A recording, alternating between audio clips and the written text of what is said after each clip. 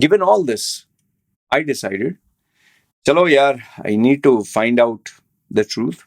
And so I called up my friend who works for Google. Okay, seriously, he works for Google. Indian guy in a senior level position. Don't want to give specifics. And I spoke to him today when I went to the gym. And I told him, say, listen, boss, I need a few minutes of your time. It can be a long conversation. He said, hey, Loy, go ahead, just tell me what it is. I said, I need, I want to make a video on AI taking over jobs, the end of humanity, gloom and doom and whatever. But I want you to tell me the truth of what you see. Okay. I don't want you to support me. I don't want you to support or, you know, be honest. That's all I want. And I told him, look, there are a couple of camps. One camp says AI is going to take over the entire world and humanity finished. Another camp says, no, you can use AI to empower yourself, get your systems better, and earn more money, like that rich client of mine does. He's earning like 4x, 5x the times. Okay. And then there are other people, hey, this is all bullshit here. Bullshit here. Okay. So which one is correct? So I told him, you will talk and I will listen. Where's the AC here? Kidhar hai? Getting a little warm in here. My chai is increasing my temperature. Yeah. Okay, I'll make it a little fast. Wait. Okay. So this is what he told me, and I've taken down notes. Okay. The first things first, about mass cancellations and mass terminations. It's happening in Google, it's happening in Microsoft, it's happening in all these AI companies. All these AI companies, tech companies, and all that. And yes, the message is gloom and doom. Oh, finished. All your jobs are going to be replaced. Now, I asked, now this is what he started with. He said, if you see the headlines, they'll say, oh, 9,000, 10,000 people replaced. Or you'll see some people on LinkedIn, I replaced all my staff with AI. He's saying all that sounds very good. The reality of the situation is, when we take on new projects, when we undertake new projects, we need to have a team. So a team of 100, team of 50, team of 300 or 1,000, whatever. And every project has, supportive functions. There also you need to have people. So one main project, core team, side teams, different departments, you build a whole structure. It's like an entire company. Okay. Because you have a vision. We are going to launch these products after a period of 2 years, 3 years, 5 years. Normally it's 5 or 3 years. But he says, when you announce those new projects, you need a team. So, of course, you have to start hiring people. And when it was COVID, there were a lot of people home. They could play around with a lot of new products and services which are AI related. Like, you're stuck at home. Let me give you a perfect webcam software. Let me give you a perfect, workspace software. Let me give you where 20 teams working remotely. All of you can literally communicate and work with each other. You don't need to have separate software as one single software. So they started to employ. When the market conditions changed, COVID, the nonsense was over, the hype was all over.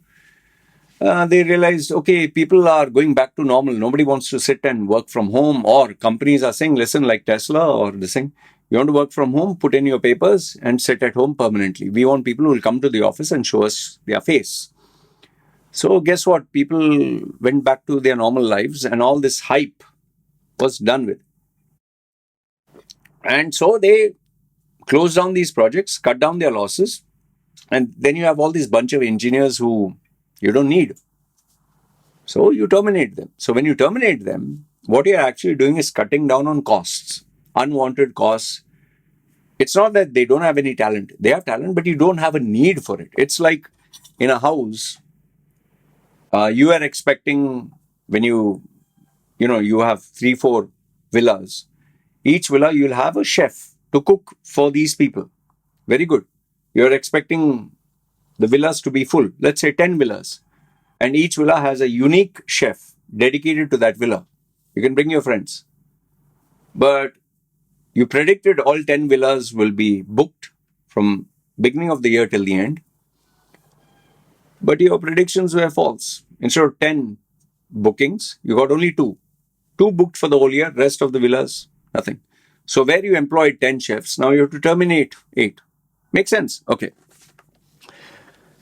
So in the same way, you cut down costs, even though those chefs were good, you have to say goodbye to them, same way. And then it comes down to competence.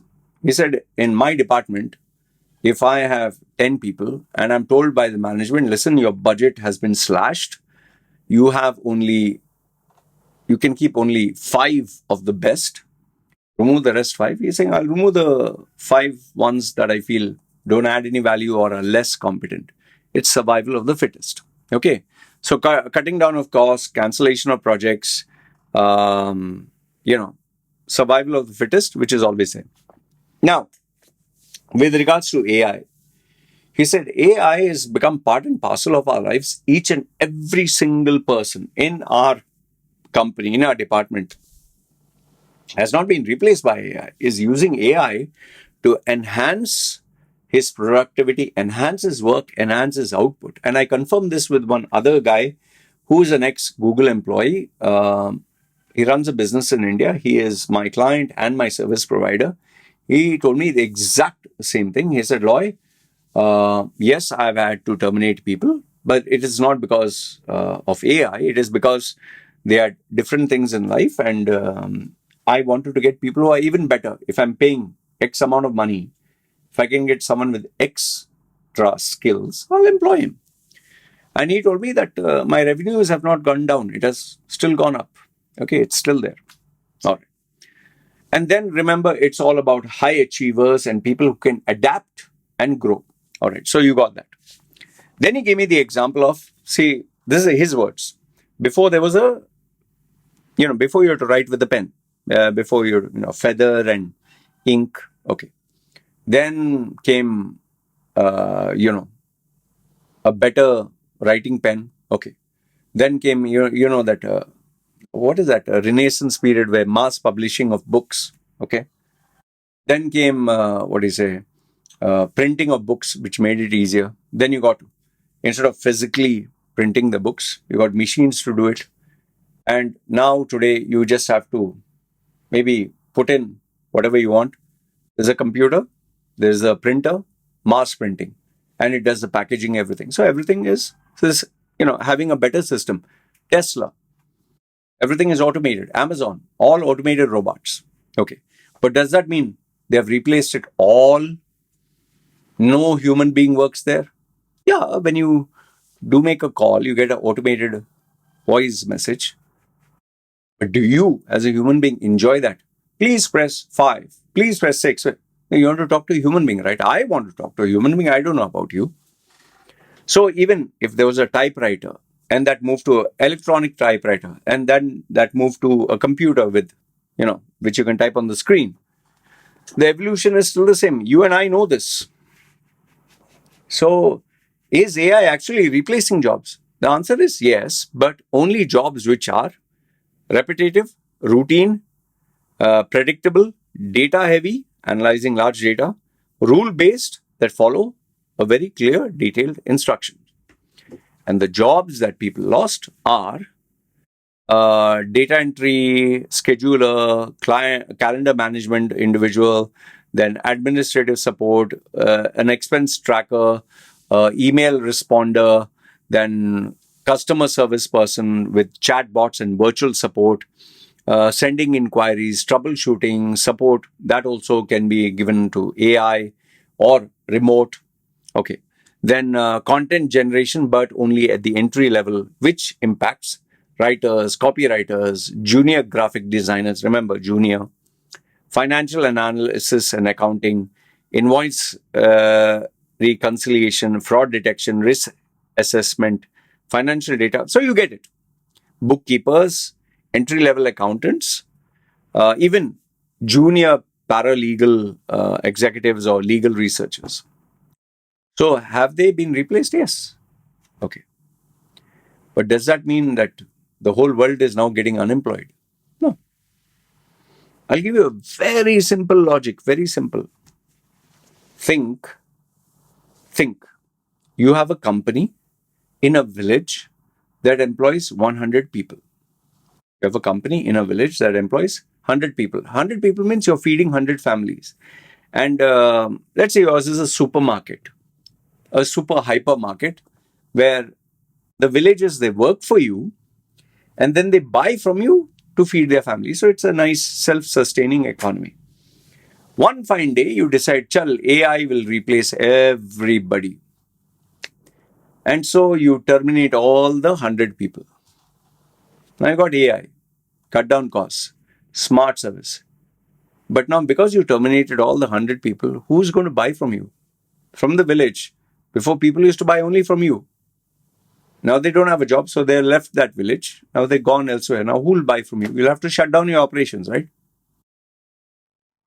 Ah. AI will take over, say, telemarketing. Okay. AI will take over, say, repetitive quality testing. AI robots can do assembly lines, quality inspection, warehouse sorting, transportation, driverless cars, fine, all that. Will it replace each and everyone? No, boss. It will not. This was what his answer was. He said, Loy, I have incorporated AI into my systems. I don't see me replacing all of them. No, I want a human being. In fact, he gave me one of his clients who is very well to do abroad, Indian guy. Said, listen, he took his name. I want a website customized for my wedding where it gives RSVP, it gives invitations, it updates them on each and every landmark progress of our marriage, dress, when we give them the free gifts or whatever communication we have. But his condition was, I will only deal with you. I don't want any AI. I don't want any automated software. I don't want any of your employees. I want you. I'll pay you a premium, but you have to answer the phone. You have to deal with me. So he charged him, quite high because he's the owner of the company and he knows his stuff. And he said, fine, if you want me, that's what you'll get. So remember, what you pay is what you get. If you are the type who goes to a McDonald's and doesn't mind interacting with the board and AI, that's perfectly fine. If the staff insists, no, you don't talk to me, you go to the AI, that also we can do. But let's say one person says, no, I don't want this. Yeah, I want to talk to a human being. What do you think? They're going to say, no, bugger off. No, they'll say, fine. I don't know about you, but for me, I want a human being. Whether it's a doctor, whether it's a teacher, whether it's a girlfriend, or whether it's even a sex worker. For example, I want something real.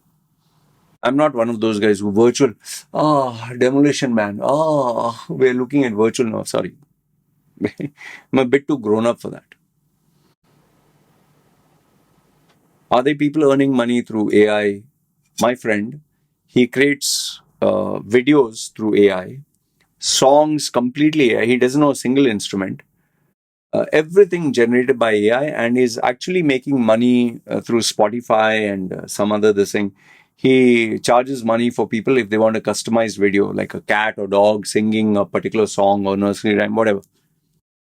Engineer means civil engineer, but is now doing AI, songs and everything else. He gets a script done by AI. He gets the animation done by AI. He gets the song, the music, everything done by AI. But does that mean you and I, if you're going to listen to, let's say, an artist, we pay top dollar. You want to listen to Beyonce or you want to listen actual Beyonce? Or do you want to listen to an AI that sounds like a Beyonce? Unless I was listening to music, rain, or something that will put me to sleep, I prefer the real thing. Now, I don't know if you have made it all the way till now, but if you have, here's what I want to tell you. You know the first video that I made now? a playful, stupid, sarcastic, cartoonish, irritating video. It is to show you that as long as we are human beings, there is a certain flavor, there's a certain personality, there's a certain creativity, there's a certain unpredictability that comes with interacting with a human being. A certain bit of genuineness, honesty, even brutality, even, let's say, for example, a bias. I'm biased against, say, Muslims or Hindus or Christians or against Indians or Pakistan. Oh, there's a bias. It's not robotic. And it maybe stems from something very deep rooted. Okay. That you'll never get from an AI. When I'm spending time with my daughter, I don't want a virtual doll. I want a real child. And when my child interacts with me, it wants her real father, not a teddy bear or virtual thing. No. That is why I send my daughter to a real school with real children. And even though school education is not worth anything, it's not the academic, the side I'm looking. I'm looking for human interaction. So, what is the conclusion? Will AI take over jobs? Yes. There'll be a lot of jobs that will be replaced. Lots. Those will be just like when machines came out. Like the Henry Ford. First, people were doing it physically. Then, man with the machine that replaced 10 people. Then, a machine was replaced 100 people. It can even lift the entire car by itself, just robotic arms. But does that mean each and every person in the automobile sector lost his job? No. There's still professionals working there. In fact, Rolls-Royce, the painting of the Rolls-Royce and the hand embroidery, it's done with hand. Rolex, the watch, is done with hand. Google search. So what is premium, the creme de la creme will always be done by human beings. Repetitive task, some bullshit article, some bullshit painting there. But hard for people who have the money, they'll always pay for a human touch. When I go to a doctor, I want a human being. I don't want AI. When I want something in terms of education, of value for a child, yes, you can refer AI, but I want a human being to teach my child. And when I deal with people, you think I want a WhatsApp group filled with bots? Do you want to watch a football match with bots, with AI? China's bots with USA bots. Oh, this fighting match, 2 robots. Stop being crazy. So, my the client, is a good example of how to incorporate AI into earning more money. Both my ex-Google client, this client who's very, very rich, well off, but the predictions of gloom and doom that it's going to have mass unemployment. If you and me were to lose our job and don't have any money, we will work anything, whether it's a cleaner, whether it's a security guard, whether it is a waiter. You have to make ends meet, right? So there's no gloom and doom. AI is just a tool. Even today, AI gives perfect resumes, perfect. Unemployment is still there. If AI give you the perfect resume, you should get a job, right? When you don't get a job, who do you come to? Got it? When you memorized all the AI generated interview answers and still no job. In your personal branding, you got all the answers through ChatGPT and OpenAI and Gemini and Gronk or whatever. And still you're not succeeding. When you have a relationship problem, oh, she doesn't love me. You type in AI, what do you get? Oh, she's sleeping around. You type in AI, what do you get? Got it? Ella, let me know your thoughts. Stop all this believing the bullshit that AI companies give you. They have their shareholders to take care of. They have to get the rounds of funding. That's why they hype it up. Reality is totally something else. All right? At least in this generation. Let me know your thoughts. This is me signing off. You guys take care. Yalla. Bye.